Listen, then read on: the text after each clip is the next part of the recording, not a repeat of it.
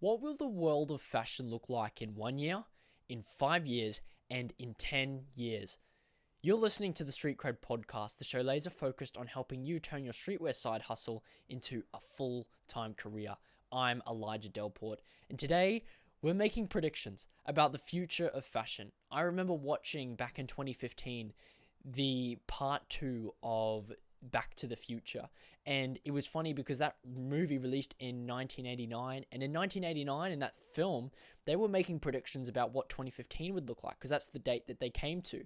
And, McFly had his shoes, like his, what do you call them? Like his flying boots, his rocket boots. And there was the hoverboard and, fax machines in every room.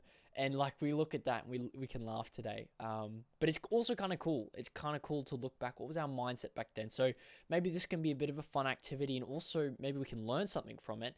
Especially if we get to 1 year, 5 years, 10 years, and we look back onto this podcast. And so let's start with 1 year. So this is what I think. You don't have to think the same thing as me. You might think I'm totally wrong. I'd actually really love to hear your thoughts because this is a great conversation.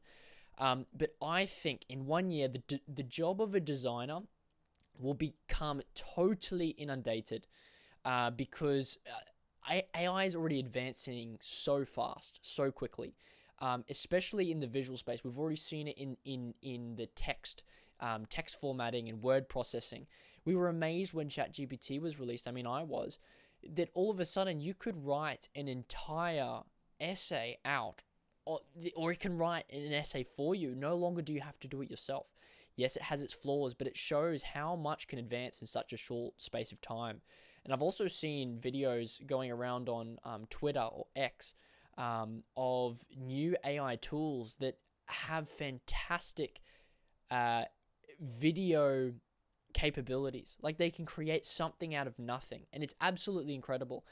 I think it's gonna make the bar of the entry barrier to fashion really low, because now everyone can design a t-shirt. You don't even have to have design skills. You don't even have to have money to hire a designer. No, you can just get this AI tool to do it for you. Maybe you have to pay a subscription, but heck, what's $20 a month?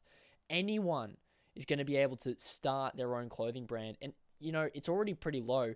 I think the number of brands we're going to have in circulation is going to be double or triple the amount we have now in just 1 year's time.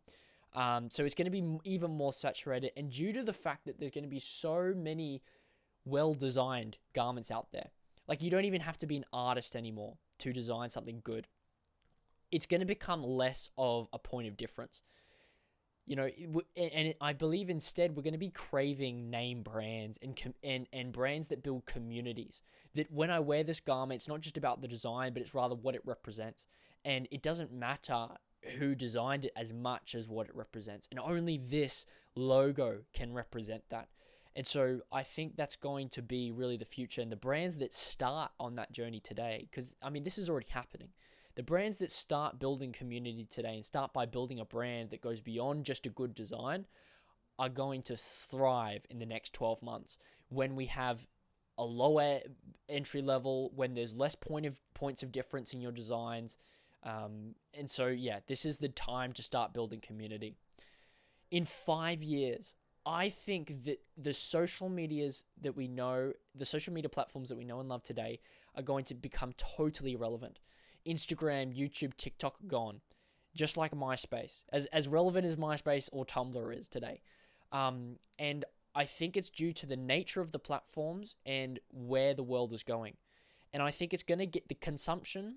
People are getting sick of short form, super overwhelming content. You've got text on screen and image graphics and everything coming at you at once. People are going to get sick of it.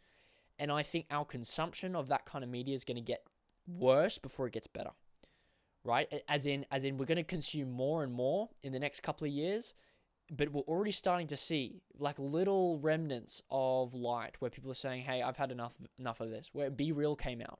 It's like, no, you don't get to consume this all the time. You got to be real now. So I think we're going to see more these platforms that promote these really quick consumption, super hyper edited, they're going to phase out. And that's definitely TikTok, definitely Instagram, and probably YouTube. I think YouTube, they're cashing out as well at the moment. They're going less growth, more cash out because, their ads are getting longer. They're going to become like TV, I think, because I think that the yeah, like recently, I watch a YouTube video. I get 5 mid-roll ads at a time. Like a minute worth of ads. This is getting more and more like television, and what happened to them. And so I believe that any brands that attach themselves so closely to these social media platforms will go down with them, right? So these companies that are the e-commerce brands, just like you, however, they're fully reliant on just selling a product on this hyper engaged content, hyper edited. They're just going to die with the platforms. And so I think this is where in the space there is an importance for in-person events, for creating a brand that reserves space in people's minds when they're not on the platform, right? Not just something that captures the moment that's in a short term strategy, but rather is something for the long run, something that's like, hey, we're going to tell a story. This is the brands that's going to succeed, those that prioritize storytelling, community building, and create something bigger than a clothing product. I think that's the biggest key. They won't be destroyed as easily. And I think also in the future, we're not just going to see some other competitor to Instagram or TikTok come in. I think it's going to be an entirely different way of media consumption. So at the moment, our major forms of social media are one-to-many. So it's one creator or one brand page to an audience of many. We got people like Mr. Beast. He's one person. Yes, he has a company, but the point is one company, and he's making content for 100 million people or 200 million people, right? In the future, I think the content form is going to be many to many, right? So the audience themselves interacting with each other, with other members of the audience itself. And the role of the creator or the brand is to simply facilitate this experience, not to necessarily create it and just feed it all, but it feeds itself. And this acts more like a community, like similar to the way that Discord does, or the way that the school platform does. But I think there's still more innovation to be had, that it can be consumed on a wider, this is early days for community-like platforms, but I think there is a lot more of it to come, and I think they're going to be the new way of consuming media, is not one-to-many, but many-to-many. Right, many to many. So me interacting and consuming with actual other members of the audience that also like the stuff that I like, instead of me just consuming in isolation. And again, the brands are going to be the ones that facilitate this experience of many to many. Again, you could do that with in-person events, and so I think that's going to be really powerful. So that's the next 5 years. That's 2029, right? So now let's jump to 2034. In 10 years' time, I think fast fashion is going to phase out pretty well entirely. And any companies that have built their business model on top of this fast fashion model are going to go bankrupt, right? I'm sure they're going to be wrapped up in a few more scandals before that happens. It's going to be hit after hit after hit to their profitability until they can't stand anymore.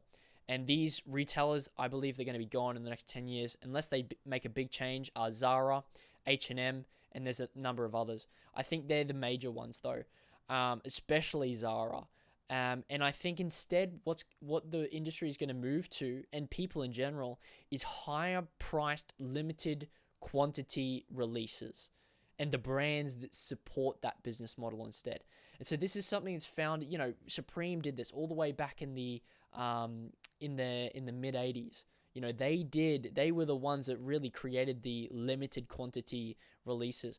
And the brands that adopted that business model and have today, I believe it's early days for that business model. It's still going to be relevant 10 years from now. In fact, it's going to be even bigger. And I think it's going to be part of our slow fashion consumption habits, is going to be higher priced goods, higher quality, limited releases. Not everyone gets one. If you really want it, here it is. And yeah, I think that's going to be the future. And I think the other thing is the interesting thing about population models and poverty models is that the data has shown that the number of people in extreme poverty is getting less and less and less. Those people in extreme poverty are slowly moving out. And what happens is that when they move out of extreme poverty, they're able to develop a lot quicker and develop upon the building blocks we've already created. And that's why I think a lot of the developing parts of Asia are going to be the new fashion center of the world, right? At the moment, it's Europe. We have Paris Fashion Week. That's the biggest one. Maybe America is coming after that.